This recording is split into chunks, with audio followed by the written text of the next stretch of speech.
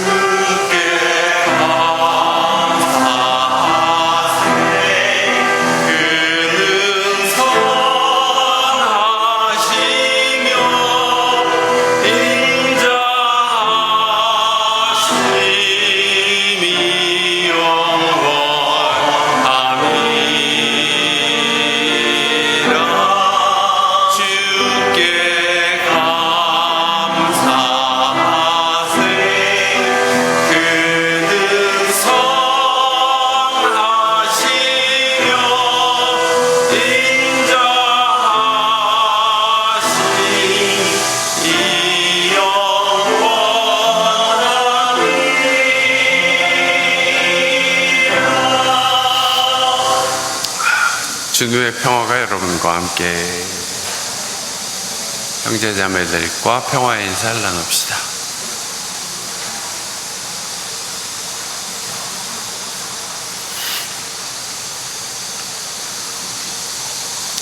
(8월 23일)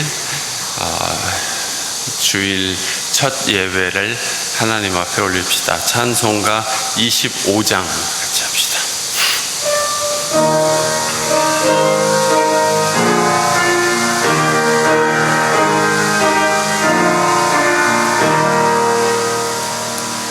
멸류관 벗어서 주 앞에 드리세.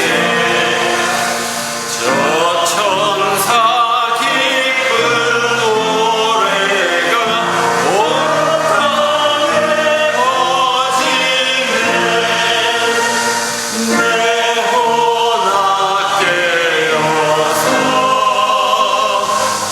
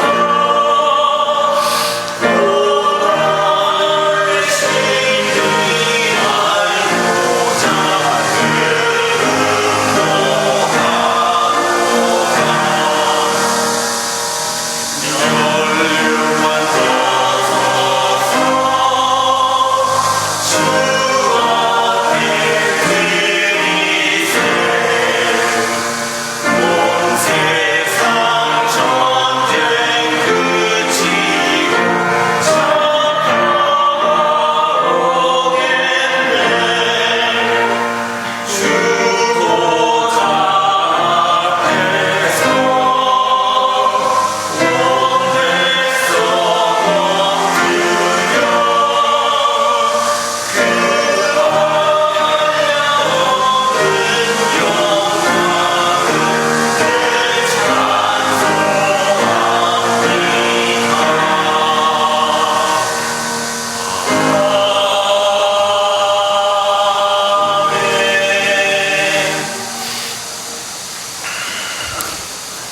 시편 124편을 같이 낭송합시다.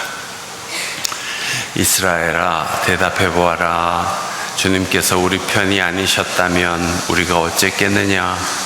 주님께서 우리 편이 아니셨다면 원수들이 우리를 치러 일어났을 때 우리를 산채로 집어삼켰을 것이며, 물이 우리를 덮어 홍수가 우리를 휩쓸어 갔을 것이며, 넘치는 물결이 우리의 영혼을 삼키고 말았을 것이다. 우리를 원수의 이에 찢길 먹이가 되지 않게 하신 주님을 찬송하여라. 새가 사냥꾼의 그물에서 벗어남같이 우리는 목숨을 건졌다. 그물은 찢겨지고 우리는 풀려났다. 천지를 지으신 주님이 우리를 도우신다. 아멘. 예수 이름 기도와 침묵으로 참여합시다. 하나님의 아들이신 주 예수 그리스도님, 이 죄인을 불쌍히 여기시고 자비를 베풀어 주십시오. 하나님의 아들이신 주 예수 그리스도님, 이 죄인을 불쌍히 여기시고 자비를 베풀어 주십시오. 하나님의 아들이신 주 예수 그리스도님, 이 죄인을 불쌍히 여기시고 자비를 베풀어 주십시오. 하나님의 아들이신 주 예수 그리스도님, 이 죄인을 불쌍히 여기시고 자비를 베풀어 주십시오. 하나님의 아들이신 주 예수 그리스도, 이 죄인을 불쌍히 여기시고 자비를 베풀어 주십시오. 하나님의 아들이신 주 예수 그리스도, 이 죄인을 불쌍히 여기시고 자비를 베풀어 주십시오.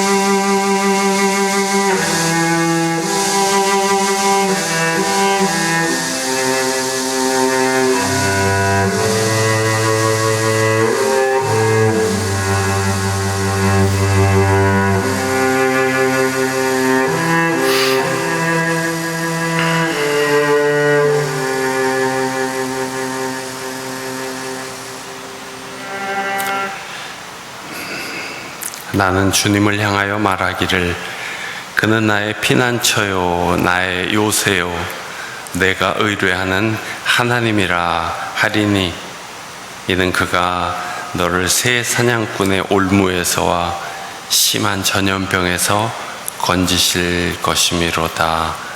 아멘.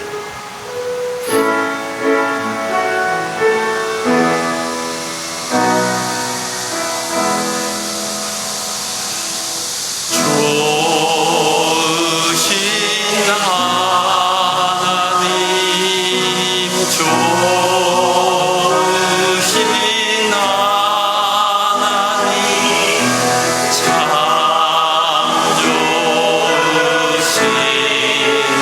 나의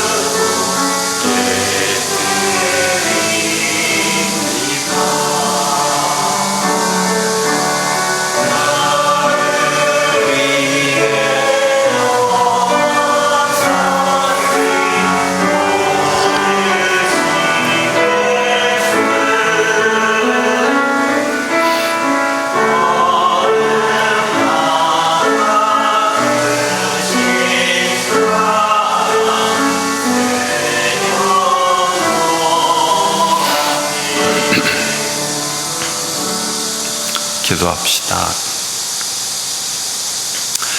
찬양 받으실 하나님, 저희 생명 자체가 하나님의 허락하심으로 되어진 것임을 믿는 저희는 감사한 마음으로 오늘 이 예배를 바치며 여기 저희들의 정성과 믿음을 모아 예물을 드립니다.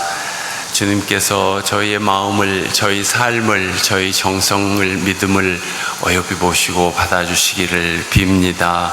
주님, 지금까지 살아오는 동안 모든 것들을 하나님께서 허락하여 주셔서 여기까지 왔습니다.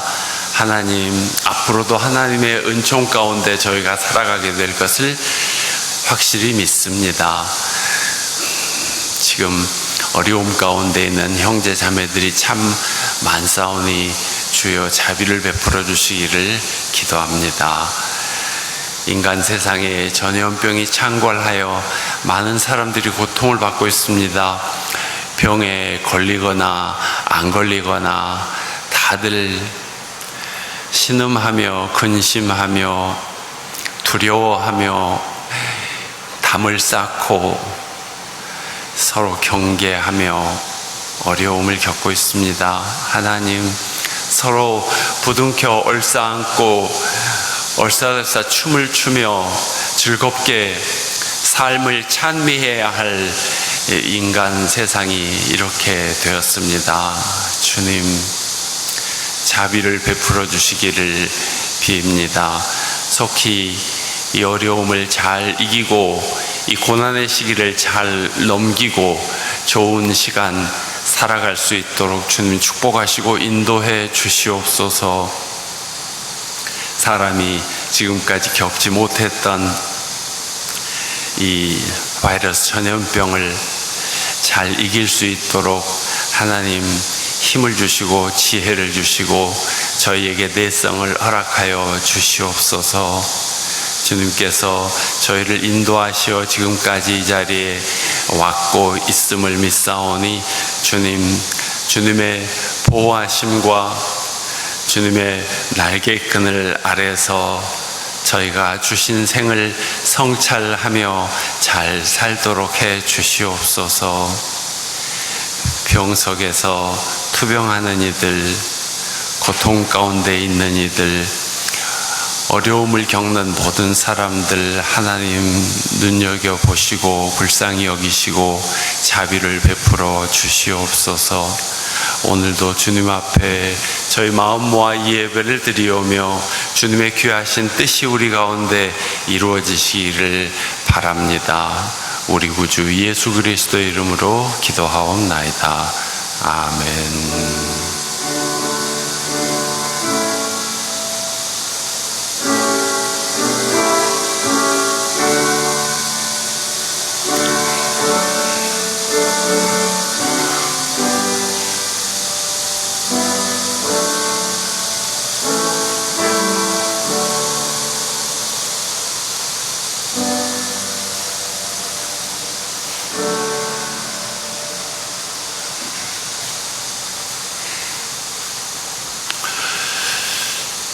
찬양하라 내 영혼아, 감사하라 내 영혼아. 우리가 직접 찬양 올립시다.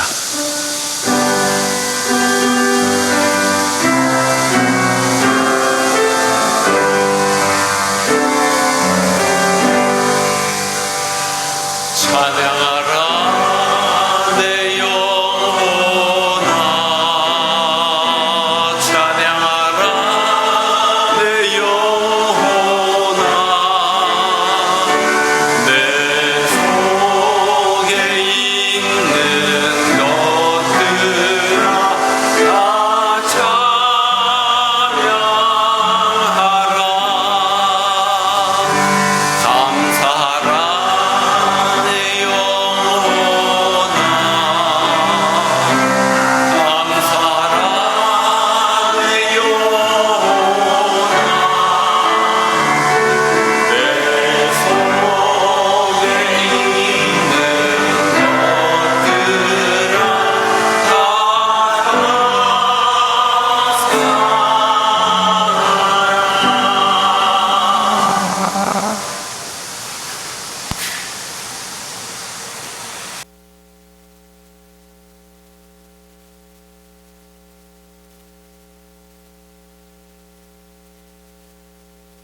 처음 봉독할 말씀은 이사야 51장 1절에서 6절입니다.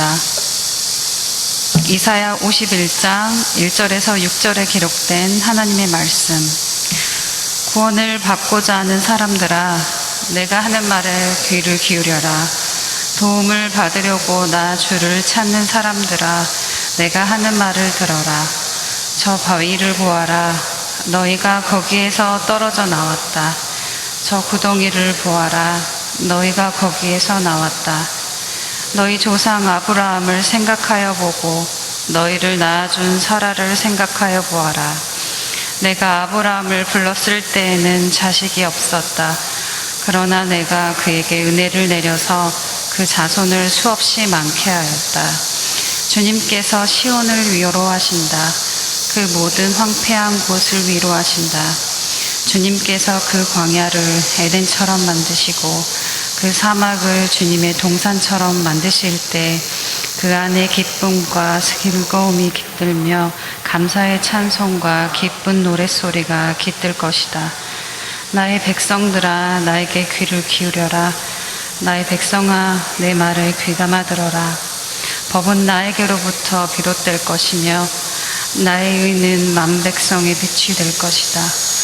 나의 의가 빠르게 다가오고 있고 나의 구원이 이미 나타났으니 내가 능력으로 무 백성을 재판하겠다. 섬들이 나를 우러러 바라보며 나의 능력을 의지할 것이다. 눈을 들어 하늘을 쳐다보아라. 그리고 땅을 내려다보아라. 하늘은 연기처럼 사라지고 땅은 옷처럼 헤어지며 거기에 사는 사람들도 하루살이같이 죽을 것이다. 그러나 내 구원은 영원하며 내 의는 꺾이지 않을 것이다. 이는 하나님의 말씀입니다.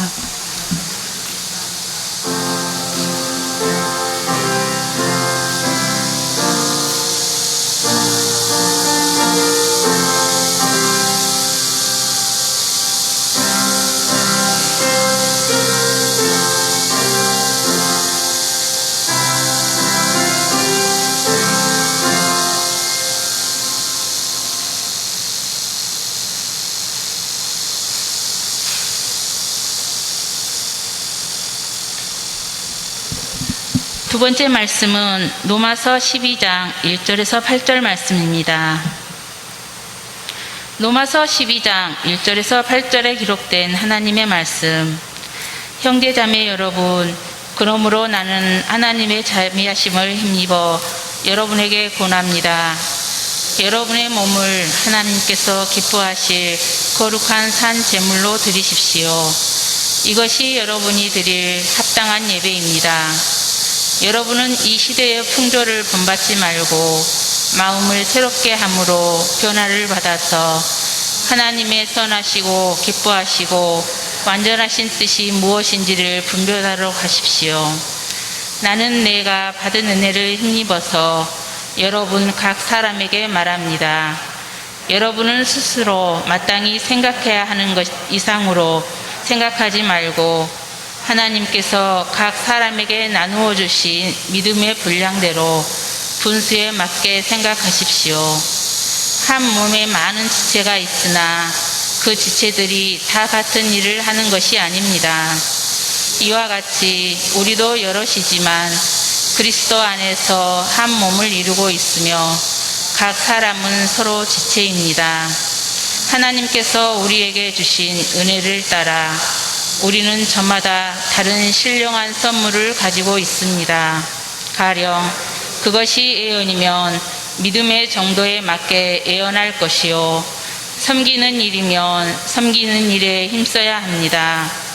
또 가르치는 사람이면 가르치는 일에, 권면하는 사람이면 권면하는 일에 힘쓸 것이요, 나누어주는 사람은 순수한 마음으로, 지도하는 사람은 열성으로, 자선을 베푸는 사람은 기쁜 마음으로 해야 합니다. 이는 하나님의 말씀입니다.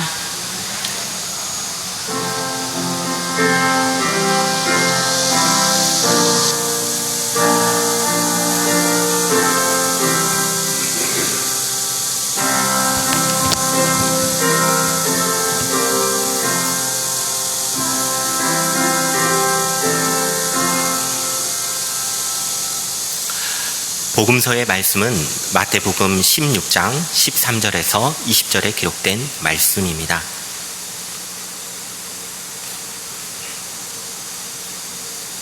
마태복음 16장 13절에서 20절에 기록된 하나님의 말씀. 예수께서 빌립보의 가이사랴 지방에 이르러서 제자들에게 물으셨다. 사람들이 인자를 누구라고 하느냐? 제자들이 대답하였다. 세례자 요한이라고 하는 사람들도 있고 엘리야라고 하는 사람들도 있고 에레미야나 예언자들 가운데 한 분이라고 하는 사람들도 있습니다. 예수께서 그들에게 물으셨다. 그러면 너희는 나를 누구라고 하느냐? 시몬 베드로가 대답하였다. 선생님은 살아계신 하나님의 아들 그리스도십니다.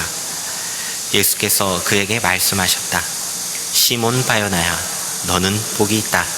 너에게 이것을 알려주신 분은 사람이 아니라 하늘에 계신 나의 아버지시다. 나도 너에게 말한다. 너는 베드로다. 나는 이 반석 위에다가 내 교회를 세우겠다. 죽음의 문들이 그것을 이기지 못할 것이다. 내가 너에게 하늘나라의 열쇠를 주겠다. 내가 무엇이든지 땅에서 매면 하늘에서도 매일 것이요 땅에서 풀면 하늘에서도 풀릴 것이다. 그때에 예수께서 제자들에게 언명하시기를 자기가 그리스도라는 것을 아무에게도 말하지 말라고 하셨다. 아멘. 이는 하나님의 말씀입니다.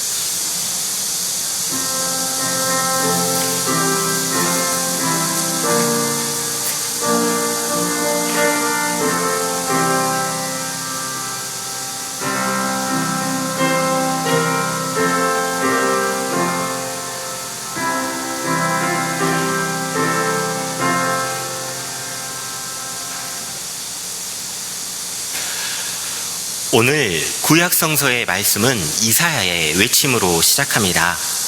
그 외침은 하나님의 역사는 바꿀 수 없다는 것이고 반드시 주님이 경영한 대로 온 세상이 이루어진다는 뜻입니다. 그 역사의 과정은 심판이지만 그 역사의 끝은 구원이라는 의미를 가지고 있습니다. 그래서 이사야 예언자는 당부하고 있습니다. 하나님의 말씀을 귀 기울이고 하나님의 말씀을 듣는 사람은 그 뜻을 알 수 있다라고 선언합니다. 그래서 하나님의 말씀 앞에 우리가 서고 그 말씀에 귀를 기울이고 그 말씀을 살아내야 한다라고 이사야 예언자는 외치고 있습니다. 그렇다면 하나님의 말씀의 내용은 무엇일까요? 그것은 바로 오늘 이사야의 이름의 뜻과 닮아 있습니다. 이사야의 이름의 뜻은 바로 야훼는 구원이시다라는 뜻입니다. 하나님은 구원이시다라는 뜻을 가지고 있습니다. 그래서 이사야의 전체적인 내용은 어떻게 하나님께서 우리 인류에게 구원을 베푸시겠다라고 하는 그 확정의 선언이 담겨 있는 책이 바로 이사야서입니다. 중간에 이사야서가 담긴 심판의 내용들을 보고 우리 하나님의 구원은 믿지 않는 사람들은 다 때려 붓고 다 구원하지 않고 다 죽이고 심판하는구나 라고 하는 것이 결론이 아니라 그것은 과정 중의 일부라는 사실입니다. 그리고 하나님이 원하시는 그 완성의 계획의 뜻은 바로 하나님의 목적을 처음 그대로 이루는 세상에 기쁨이 넘치고 세상에 감사가 넘치고 세상에 하나님의 영광이 넘치는 나라로 계획하신 그 목적과 계획을 완수하는 데 있습니다. 그래서 우리는 구원을 베푸시는 하나님, 우리의 죄악을 돌이켜서 그분께 나아간다면 인자와 자비가 영원하신 하나님께서 우리를 용서하여 주시고 구원해 주신다는 것을 믿음으로 고백하는 것입니다. 이러한 구원의 성취를 공유하기 위해서 이사야는 독특한 방식으로 설명해 나아갑니다. 그것이 바로 역사입니다. 역사는 현재이기도 하지만 과거이기도 하고 미래를 바라보기도 합니다.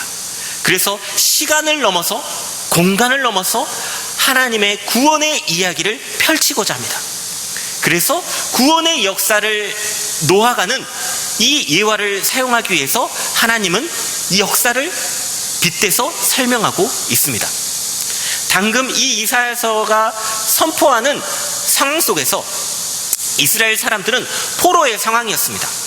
영원할 것 같은 그 다윗의 나라도 잃어버렸고, 민족들이 뿔뿔이 흩어지면서 강대국에 의해서 억압받는 그런 생활을 했습니다. 이것을 이스라엘 시절에서는 포로기로 말하고 있습니다. 아무런 희망도 없는 것이지요. 그렇지만 이 희망 없는 이스라엘에게 하나님은 구원을 약속하셨습니다. 그리고 예전의 이야기를 말씀해 주셨습니다. 그것은 바로 저 바위를 보아라, 저 구덩이를 보아라. 그리고 아브라함이 자녀가 있었는 줄 아느냐? 사라가 애를 낳았을 수 있었을 줄 아느냐? 이스라엘의 역사를 회고하기 시작합니다. 어떻게 하나님께서 우리의 역사를 이끄셨고 소망을 주셨다는 사실을 상기시켜주고 있습니다. 그리고 지금은 포로의 상황이고 아무런 희망이 없는 그 시절이지만 이사야서는 앞으로 도래할 하나님의 구원의 계획을 이스라엘 사람에게 선포하고 있다는 사실입니다. 그래서 이 구원을 우리가 공유하기 위해서는 역사에 대한 이해가 필요한 것이죠. 그래서 하나님의 구원사의 역사의 계획을 제가 잠깐 소개하려고 합니다. 하나님께서는 세상을 창조하셨습니다. 그 세상 속에는 영원한 영광과 찬양이 넘치는 아름다운 세계를 꿈꾸셨습니다. 모든 피조물이 하나님을 찬양하며 조화롭게 살아가는 아름다운 세상이라는 목적을 가지고 태어났죠. 그런데 인류의 제약으로 인하여서 이 원래의 계획은 어긋나 버리기 시작합니다. 원래의 계획에서 어긋나다. 그것이 바로 죄의 하마르티아입니다. 목적에서 비껴가는 것, 하나님의 자리에서 반대편에 서는 것, 이것을 우리는 죄라고 말합니다. 진리와 생명이 넘치는 창조의 세상이 거짓과 이기심으로 올리친 타락의 세상으로 전락해 버린 것이었죠. 이 죄로 올리친 세상의 결과는 바로 멸망이었습니다. 죽음이었습니다. 하나님께서 고민하시기 시작했습니다. 어떻게 이 나의 피조물들이 멸망으로 가는 이 죽음의 광경을 하나님은 침묵하시지 않았습니다. 그래서 하나님께서 이 역사 앞에 개입하시기 시작하십니다. 그리고 필연적으로 죽음을 맞이할 이 백성, 나의 자녀들을 구원하기 위해서 하나님은 이 역사의 현장 한가운데로 임하시게 되었죠. 그래서 해산의 고통으로 낳은 당신의 자녀들을 구원하시기 위하여 말씀의 씨앗을 뿌리셨고, 그리고 여러 예언자와 선지자를 통하여서 구원으로 그리고 하나님의 품으로 돌아오도록 촉구하기 시작했습니다. 죄의 길에 서는 것이 아니라 다시 의의 길로 돌이키는 하나님의 품으로 돌아오는 것이 바로 구원이기 때문입니다. 그러나 사람들은 이 말을 전혀 듣지 않았습니다. 그래서 하나님은 선택하시기 시작합니다. 그것은 바로 자기 자신이 이 세상에 내려오는 것이었습니다. 그냥 망해버리면 그만일 것을 그놈의 사랑 때문에 자기 자녀들이 죽어가는 꼴을 도저히 볼 수 없어서 하나님은 이 역사의 한복판에 서시면서 십자가를 지기로 결정하셨던 것이죠. 자기 생명을 주면서 이 사람들을 살리려고 하는 그 원대한 계획을 몸소 실천하셨습니다. 그 구원의 계약을 이루신 분이 우리가 믿음으로 고백하는 예수 그리스도이십니다. 이 어긋난 창조의 세상을 바로 잡히기 위해서 그분이 모델링이 되어주신 것이죠. 그래서 하나님의 역사의 결과는 무조건 전적인 은혜와 예수 그리스도의 구원으로 완성되어집니다. 전에 말했다시피 과정 속에서 심판이 있는 것입니다. 그래서 우리 인간이 선택할 수 있는 선택지는 딱 두 가지입니다. 첫 번째는 이 구원의 계획에서 비자발적으로 구원의 계획을 참여하는 것입니다. 마치 서울역으로 가는 KTX 기차를 타고 분명히 이 기차는 서울이라는 종착지로 향해 떠나게 되어 있습니다. 그런데 기차에 타고 있는 나는 이 서울에 가는 게 너무 싫습니다. 그래서 기차의 반대편으로 달려가는 꼴입니다. 그렇지만 반드시 그 기차는 서울에 도착하게 되어 있습니다. 마찬가지로 하나님의 구원의 계획은 하나님의 목적대로, 하나님의 설계대로 완성을 향해 달려가는 겁니다. 그러나 그 구원 계획이 싫은 사람들은 거부하며 죄의 길에 여전히 서 있지만 반드시 주님이 경영한 대로 그 구원대로 이루어진다는 사실입니다. 두 번째는 하나님의 이 구원의 계획에 적극적으로 동참하는 것입니다. 적극적으로 동참한다는 것은 바로 예수 그리스도를 믿음으로 고백하며 이 세상 가운데 하나님의 구원을 선포하고 사랑과 평화를 놓아가는 삶을 살아가는 것입니다. 그 평화의 삶을 살아가며 주님을 그리스도라고 고백하며 하나님의 구원 계획에 가장 먼저 앞서서 나가는 고백 공동체, 그것이 바로 교회입니다. 교회는 예수님을 구주로 모시는 고백 공동체입니다. 화려한 건물도, 사람이 모이는 집회 장소, 돈을 거치는, 돈이 모이는 곳, 명예가 모이는 곳, 그런 곳이 아닙니다. 교회는 철저하게 우리의 삶이 다를지라도 우리의 삶의 목적은 주님이 영광 받으시는 데 있다. 그리고 우리의 구주는 예수 그리스도 한 분이시다. 이것이 바로 교회의 본질입니다. 그래서 오늘의 복음서는 교회의 본질에 대해서 설명하고 있습니다. 마태복음 16장에서 예수님의 제자들에게 물으셨습니다. 사람들이 나를 누구라고 하느냐? 제자들이 대답하기를 세례 요한이라고 하는 사람들도 있고 예레미야나 예언자들 가운데 한 사람이라고 하는 사람도 있습니다. 사람들은 예수님이 자신이 상상한 대로 생각하고 표현합니다. 그래서 어떤 사람은 예수님을 다윗의 왕가를 재건하는 혁명가로, 목수의 아들 예수니까 그냥 목수로, 병자를 치료하니 의사로, 말씀을 잘 전하니 선생님으로, 랍비로 여겨지고 있습니다. 이게 일반적으로 예수님을 인식하는 내용이었습니다. 여러 예언자들 중에 하나라고 생각했던 것이죠. 그러나 예수님께서는 제자들에게 물으십니다. 그렇다면 사람들이 생각하는 내가 아니라 너희들이 생각하는 나는 누구이냐? 그러자 베드로가 대답합니다. 선생님은 살아계신 하나님의 아들 그리스도이십니다. 선생님은 살아계신 하나님의 아들 그리스도이십니다. 이것이 바로 교회의 고백입니다. 세상 사람들이 예수를 무엇라고 평가하든 그것은 중요하지 않습니다. 우리의 고백이 중요한 것입니다. 우리의 고백이 하나님의 아들 예수 그리스도로 고백하는 것, 이것이 바로 교회이죠. 그래서 예수님께서는 베드로에게 이렇게 말씀하십니다. 이것을 알게 해주신 것은 사람이 아니다. 바로 하나님의 아버지시다. 내가 반석 위에 내 교회를 세우겠다. 죽음의 문들이 그것을 이기지 못할 것이다. 하늘나라의 열쇠를 주겠다.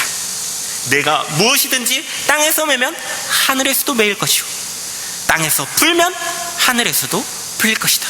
어마어마한 권능을 교회에 위임해 주셨다는 것이죠. 우리가 그리스도를 주님으로 고백하는 이 교회 위에 하나님은 천국의 열쇠를 주셨고 또 하늘과 땅이 열리는 통로로 우리를 삼아주셨다는 사실이죠. 이것이 바로 교회입니다. 그런데 사람들은 착각을 하고 있습니다. 이 고백을 망각해버리고 교회는 무엇인가를 생각하면서 교회를 열쇠 모양의 거대한 왕국으로 짓겠다? 수많은 사람들이 많이 모여서 하나님께 영광 드리는 게 교회다? 사람의 영광은 넘쳐나는데 하나님의 영광은 상실되는 이 시대에 우리가 살고 있는 것은 아닌가 생각해 봅니다. 교회는 두세 사람이 모이더라도 어떤 장소에, 미국이나 중국이나 일본이나 아프리카나 그 어떤 곳에 서 있더라도 우리가 예수 그리스도를 주님이라고 고백하는 그것이 바로 교회입니다. 그래서 우리는 이 교회를 사랑하고 살아가야 합니다. 하나님의 구원의 역사를 적극적으로 참여하는 이 교회가 세상이 걱정해주는 교회로 전락해 버렸습니다. 하나님의 창조성의 목적을 회복하는 데 있는 이 교회가 오히려 창조의 세상을 망각하고 하나님의 말씀을 자신의 욕심으로 대변하고 자신이 선인 것처럼 위장하고 폭력을 사용하는데 그것이 마치 하나님의 심판인 것처럼 선포되는 역사의 상황 가운데 살고 있습니다. 모든 국가 권력이 교회보다 아래에 있는 그 중세 로마 시대에는 가장 역사상 최악의 비극이 일어났습니다. 그것이 바로 십자군 전쟁입니다. 예수 그리스도의 사랑으로 복음을 전하는 것이 아니라 힘과 권력으로 포결을 하려고 합니다. 그래서 죽여도 됩니다. 그것이 악마를 멸하는 것과 똑같다라고 여깁니다. 역사에서 등장한 이 십자군이 오늘날 21세기를 살아가는 이 한국에도 여전히 다른 모양으로 등장한다는 사실입니다. 하나님의 구원 계획이 특정 집단의 이기적인 사람들처럼 여겨지는 이 시대 속에서 우리는 그리스도인으로 살아갑니다. 교회에 나오는 것이 부끄러운 것이 되어버렸고 주 예수 그리스도를 고백하는 것이 이기적인 집단인 것처럼 매도되는 이 상황에 우리는 살고 있습니다. 우리가 그들에게 보여줘야 될 것은 바로 무엇일까요? 로마서에서 그 이야기를 해주고 있습니다. 로마서 12장에는 우리가 하나님께 드려지는 기쁘고 거룩한 산 제물이 되라고 말하고 있습니다. 이 시대를 살아가는 우리들이 하나님의 예물이 되어 하나님께 드려지는 것을 하나님이 원하시고 있다는 사실입니다. 당시 바울이 살았던 시대는 팍스 로마나 시대였습니다. 로마 시민권 하나면 만사 오케이였습니다. 땅도 나오고 노예들을 통해서 노동을 하지 않아도 많은 금전을 벌 수 있는 그런 시대. 로마 시민권 하나면 모든 것이 평안하고 안전한 그 평화의 시대에 살았던 것이죠. 그러나 바울은 말합니다. 그 평화의 로마를 본받지 말라고. 왜냐하면 그 평화의 로마는 전쟁의 피 속에서 세워진 나라고, 약자들을 억압하며 강자들이 빼앗은 그 참혹한 피의 무덤과 뼈의 무덤으로 세워진 그 타락한 나라라고 바울은 이야기하고 있습니다. 하나님의 나라는 그 강자가 약자를 괴롭히는 나라가 아니라 강자가 약자를 보듬어주는 그러한 나라이기 때문이죠. 그래서 그 시대를 본받지 말고 약하고 낮은 곳으로 우리 그리스도인들이 나아가서 그리스도의 사랑을 은혜 받은 대로 나누어 줄 것을 이야기하고 있습니다. 승자만이 향유할 수 있는 로마의 영광이 아니라 온 세상이 향유할 수 있는 그리스도 영광을 나누기 위해서 우리를 사용하십니다. 그리고 오늘은 이 자리에서 우리는 교회가 되어서 수많은 사람들이 우리의 교회를 향해 조롱하고 비판할지라도 우리는 그리스도의 몸된 교회가 되어 그 세상을 사랑해야 합니다.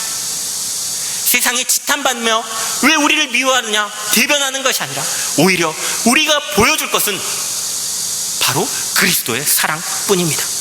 그리스도께서 하셨던 것처럼 우리도 해야 합니다. 너무 거대하고 위대한 것처럼 보이지만 우리의 일상에서 드려지는 순종과 찬양과 주님께 드려지는 기쁨과 영광이 세상을 변화시키게 만드는 힘이 될 것입니다. 우리는 구원을 덧입은 사람입니다. 주신 은혜에 따라 섬기며 사랑하는 삶을 살아갈 것을 여러분들에게 권면합니다. 하나님의 구원 계획에 자발적으로 참여하는 교회가 바로 우리의 교회가 되기를 간절히 소망합니다. 교회는 바로 우리이며 우리의 삶 속에서 우리의 고백 속에서 움직입니다. 교회는 생명이 죽음을 삼켜버린 놀라운 구원의 사건으로 시작합니다. 죽음을, 앞에 놓여진 죽음을 생명이 꿀꺽하고 삼켜버리는 것이죠. 그러면 죽음이 사라지고 영원한 생명이 존재하는 것입니다. 그게 바로 교회입니다. 그리스도를 구주라고 고백하는 그 고백이 죽음을 삼키는 영원한 생명의 길로 여는 놀라운 길이 된다는 사실이죠. 우리는 이 구원을 받았습니다. 그리고 구원을 살아갑니다. 그리고 구원을 받을 것입니다. 우리가 구원받는 삶으로, 구원받을 삶으로 이 세상 앞에 살아간다면 하나님은 말하십니다.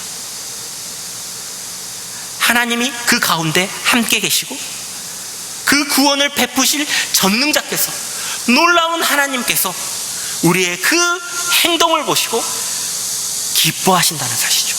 그냥 기뻐하는 것이 아니라 그 기쁨을 이기지 못한다는 것입니다.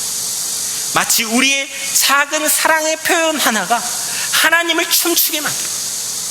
우리의 교회는 하나님을 춤추게 합니다. 구원이 선포되는 것은 기쁨입니다. 이 영원한 기쁨의 잔치로 세상을 변혁시켜 나아갑시다. 그것이 바로 우리 교회의 사명이고 하나님 구원의 완성입니다. 오늘의 말씀을 함께 묵상합시다.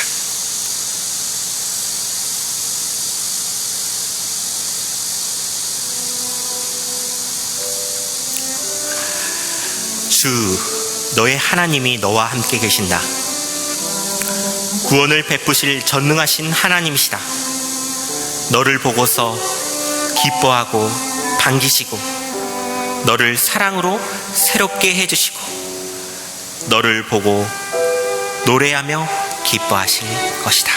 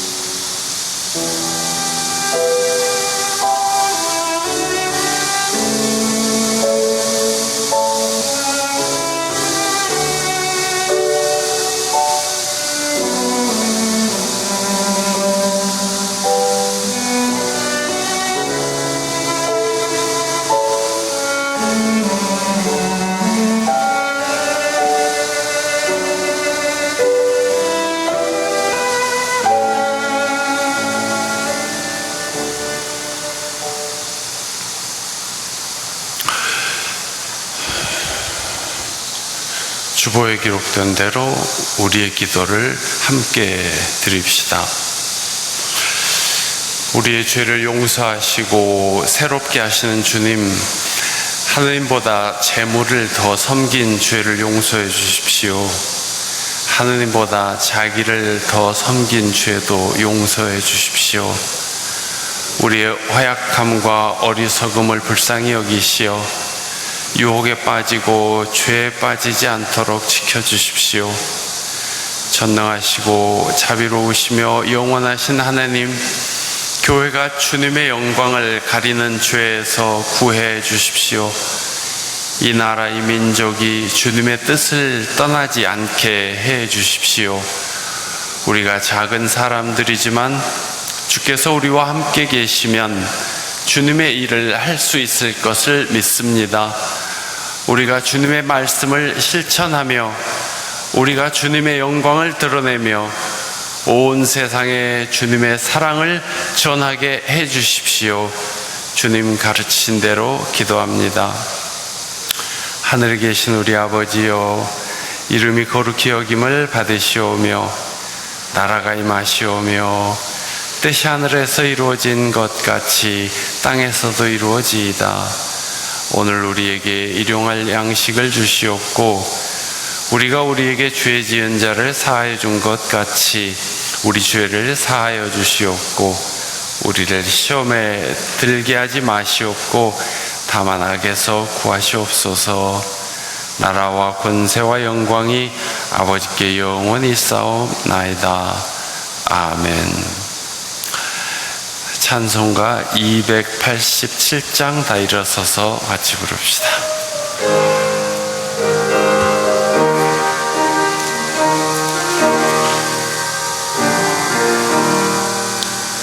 예수 앞에 나오면 죄사함 받으며 주의 품에 안기어 편히 쉬리라. 우리 주만 믿으며 모두 구원 얻으며 영생 영광 멸류며 확실히 받겠네. 예수 앞에 나와서 은총을 받으며 마음의 기쁨 넘치려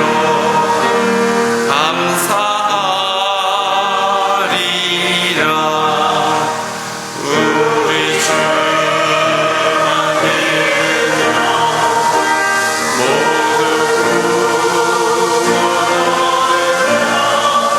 얻으며 영생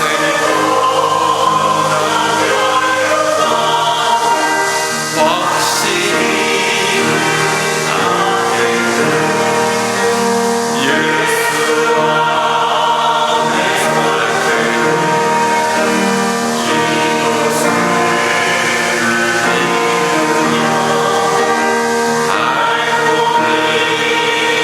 안에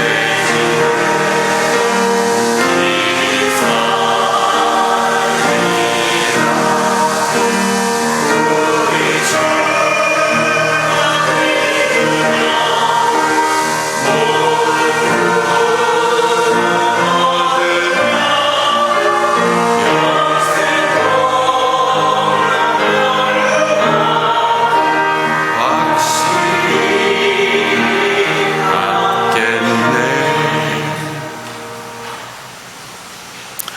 이제 하나님께서 다시 우리를 세상에 보내십니다. 어디에서 무엇을 하든지 구원받은 백성으로 하나님의 영광을 드러내며 살아가시기 바랍니다. 이제 이 땅에 오셔서 저희들에게 구원과 생명의 길을 열어주신 우리 주 예수 그리스도의 은혜와 하나님 아버지의 그 크신 사랑과 성령님의 교통하심과 동행하심이 오늘 하나님께 마음 모아 예배 올리고 다시금 삶의 자리로 흩어져 나아가는 주의 백성들 위해 늘 함께 계시기를 축원합니다. 아멘.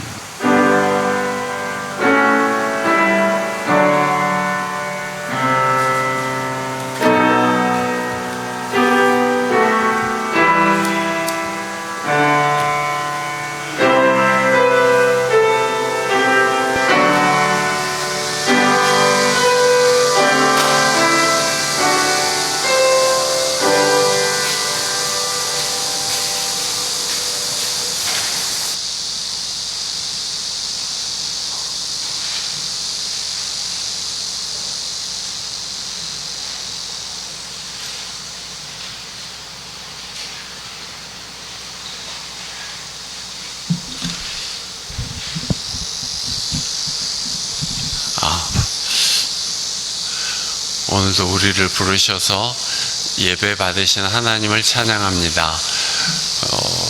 광고의 내용은 교회 소식은 주보에 있는 바와 같습니다.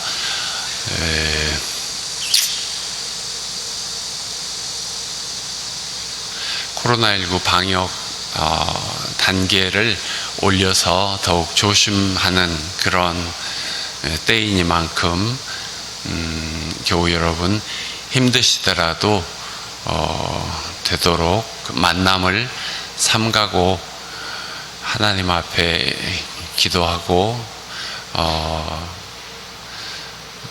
말씀 읽고 하면서 어려움을 잘 이기도록 하시기 바랍니다.